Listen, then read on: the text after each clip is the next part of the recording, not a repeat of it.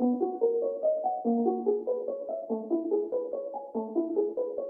Guys, welcome to my channel Kaksha Shiksha. और आज हम न्यूट्रिशन इन अमीबा को स्टडी करने वाले हैं। आपको पता है ये टॉपिक बहुत ज़्यादा इंपॉर्टेंट है। अगर मैं ये कहूँ कि ये टॉपिक थर्ड क्लास में आता है, फोर्थ में आता है, फिफ्थ में आता है, six, seventh, eight, nine, 10th, 11, 12, ये हर क्लासेस के लिए बहुत ज़्यादा इंपॉर्टेंट टॉपिक है।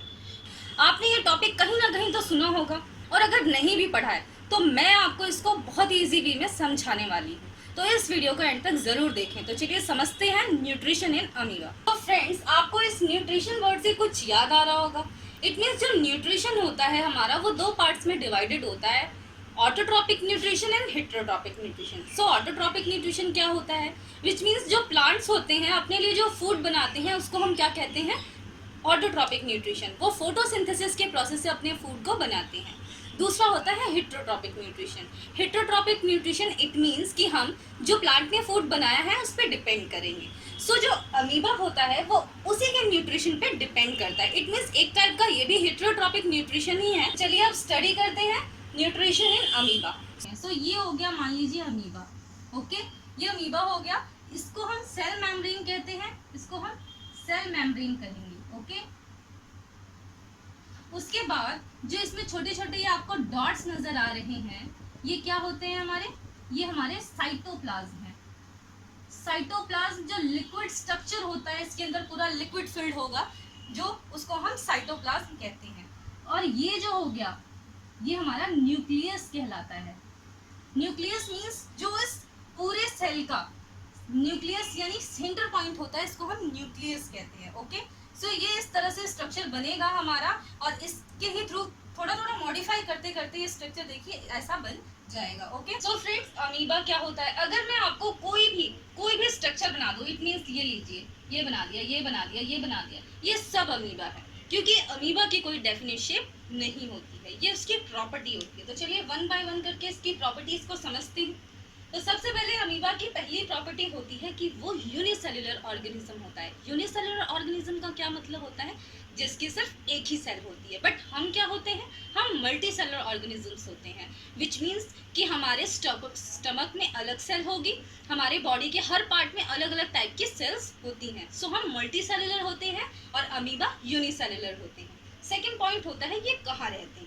सो ये वाटर में रहते हैं। थर्ड पॉइंट होता है ये खाते क्या है, हम क्या खाते हैं, हम तो खाना खाते हैं, बट ये क्या खाते हैं, ये छोटे छोटे जो प्लांट्स होते हैं और जो एनिमल्स होते हैं वाटर के अंदर, उन्हीं को इनटेक करते हैं और उन्हीं से अपना न्यूट्रिशन लेते हैं। सो फ्रेंड्स, और एक प्रॉपर्टी होती है जो मैंने आपको यहाँ समझाया था कि इसकी कोई फिक्स शेप नहीं होती है। आप देखिए कि हमारे हाथ की एक फिक्स शेप है, हमारे फेस की एक फिक्स शेप है, हमारे माउथ की अलग शेप है, हमारी पूरी बॉडी की एक फिक्स शेप होती है। बट क्या इसकी फिक्स शेप होती है, नहीं, इसकी कोई फिक्स शेप नहीं होती, ये अपनी शेप को चेंज करता रहता है। तो चलिए अब नेक्स्ट पॉइंट को पढ़ते हैं। इनका क्या प्रोसेस होता है, ये फूड को कैसे टेक करते हैं। सो इसका फूड का टेक करने का जो प्रोसेस होता है, उस प्रोसेस को हम कहते हैं एंडोसाइटोसिस। उसी को हम आज बहुत ज़्यादा डीपली तरीके से स्टडी करने वाले हैं। कि जो स्पेलिंग होती है वो आप अच्छे से लर्न कर लीजिए, क्योंकि 1 मार्क्स का क्वेश्चन आपके पेपर में ज़रूर आता है। सो देखते हैं क्या है स्पेलिंग। ENDOCYTOSIT, endocytosis. एंडोसाइटोसिस का बेसिकली मतलब होता है जो सेल के थ्रू फीडिंग होती है, उसको हम कहते हैं एंडोसाइटोसिस। चलिए नेक्स्ट पॉइंट को पढ़ते हैं। इसका मोड ऑफ न्यूट्रिशन क्या होता है। सो इसका मोड ऑफ न्यूट्रिशन होता है हॉलोजोइक। हमारा भी वही होता है, हॉलोजोइक मोड ऑफ न्यूट्रिशन। चलिए अब अपने मेन टॉपिक को स्टार्ट करते हैं। सो फ्रेंड्स, चलिए देखते हैं कि कितने स्टेजेस में ये अपने पूरे न्यूट्रिशन प्रोसेस को पूरा करता है। तो अमीबा 5 स्टेजेस में अपने पूरे न्यूट्रिशन प्रोसेस को पूरा करता है। सो फर्स्ट वन क्या होता है, ingestion. Second one is digestion. Third one is absorption. Fourth one is assimilation and the last one is egestion. तो चलिए वन बाय वन करके डिटेल में इसको समझते हैं। तो सबसे पहले आता है इंजेशन। इंजेशन का अगर मैं नॉर्मली मतलब बताऊं आपको, तो इनटेक ऑफ फूड, जो भी हम या फिर एनगल्फ ऑफ फूड, अगर जो भी फूड हम खाते हैं, इट मीन्स कि मैंने ब्रेड का एक पीस लिया, मैंने खाया, अपने मुंह में उसको लिया, मैंने इनटेक किया उसको। सो इस प्रोसेस को मैं कहूँगी इंजेशन। सो अमीबा लेकिन हमारा तो एक पर्टिकुलर माउथ होता है, एक उसका फिक्स्ड शेप होता है कि इसी के थ्रू या इसी स्पॉट से हम खाने को लेंगे। लेकिन अमीबा के साथ ऐसा कुछ भी नहीं होता है, वो अपनी शेप के साथ साथ अपने बॉडी के किसी भी पार्ट को अपना माउथ बना सकता है। अमीबा बेसिकली एक जेली की तरह स्ट्रक्चर होता है। जेली को आप कहीं से भी मोड़ तोड़ सकते हैं या कहीं से भी उसकी जो कोई फिक्स शेप नहीं होती। जेशन को देखते हैं, आप देख रहे हैं कि ये अमीबा है। अमीबा के यहाँ से मैंने एक माउथ जैसा स्ट्रक्चर, इट मीन्स ऐसा कुछ ऐसा स्ट्रक्चर बनाया, फिंगर लाइक प्रोजेक्शन। इस फिंगर लाइक प्रोजेक्शन को हम स्यूडोपोडिया बोलते हैं। इसकी स्पेलिंग बहुत ज्यादा इंपॉर्टेंट है, तो चलिए देखते हैं क्या है इसकी स्पेलिंग। PSEUDOPODIA, pseudopodia. सो ये मैं अपनी हर वीडियो में हर वर्ड को बहुत ही ज़्यादा डिटेल में समझाती हूँ, और जो स्पेलिंग्स है उनको बार बार इसलिए रिपीट करती हूँ ताकि आप अच्छे से समझ पाएँ। अगर आपको बोर्ड पे नहीं भी दिखाई दे सो आप उसको सुन के लिख पाएँ या समझ पाएँ। चलिए देखते हैं अब नेक्स्ट वन क्या है। सो ये जो फूड जो स्ट्रक्चर है आप देख रहे होंगे, फिंगर जैसा स्ट्रक्चर है, यहाँ से ये फूड को इनगल्फ करता है। मान लीजिए ये इसका फूड है, ओके। सो यहाँ से एक स्यूडोपोडिया स्ट्रक्चर बनाया है इसने, और यहीं से ये फूड को इनटेक करता है। ये है न्यूक्लियस हमारा। आपको पता है हर सेल में एक न्यूक्लियस होता है जो बॉडी का सेंटर पार्ट होता है, ओके। सो इसका भी सेंटर पार्ट ये न्यूक्लियस हो गया। चलिए नेक्स्ट वन को देखते हैं। ये था हमारा फर्स्ट स्टेज। अब सेकेंड स्टेज को देखते हैं, वो क्या होता है, डाइजेशन।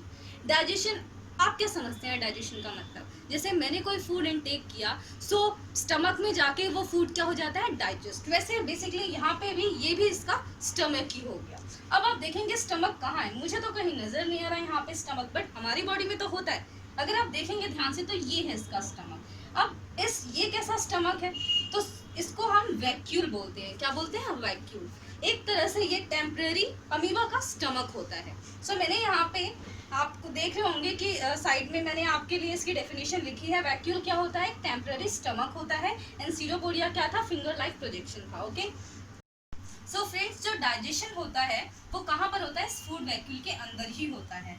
जो भी सराउंडिंग हमारे एंजाइम्स होंगे वो क्या करेंगे, साइटोप्लाज्म के अंदर जो फूड वैक्यूल होगा उसके अंदर सॉल्युबल फॉर्म में डाइजेस्ट होंगे। किस फॉर्म में होंगे, सॉल्युबल फॉर्म में होंगे। यहाँ पे कुछ केमिकल रिएक्शंस होंगे, जो कॉम्प्लेक्स सब्सटेंस होता है वो सिंपलर वन में ब्रेक डाउन हो जाता है। इट मीन्स कि मान लीजिए कि जो मैंने फूड इनटेक किया है वो कॉम्प्लेक्स है, और वो किस में कन्वर्ट हो जाएगा, छोटे छोटे सिंपलर वन मॉलिक्यूल्स में कन्वर्ट हो जाता है, और इसके थ्रू ये पूरा हमारा डाइजेशन का प्रोसेस पूरा हो जाता है।